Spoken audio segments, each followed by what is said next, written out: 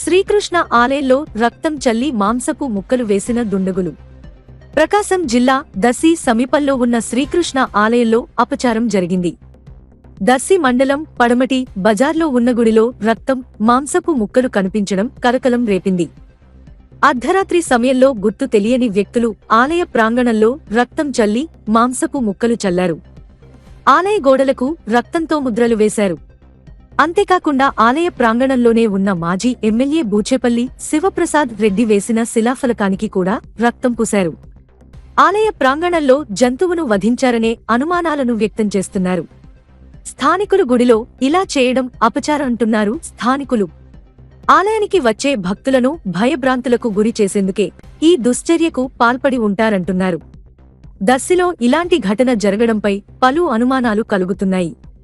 దీని వెనుక రాజకీయ కోణం ఉందనే అనుమానాలు వ్యక్తమవుతున్నాయి. ఘటనా స్థలానికి చేరుకున్న పోలీసులు దర్యాప్తు చేస్తున్నారు.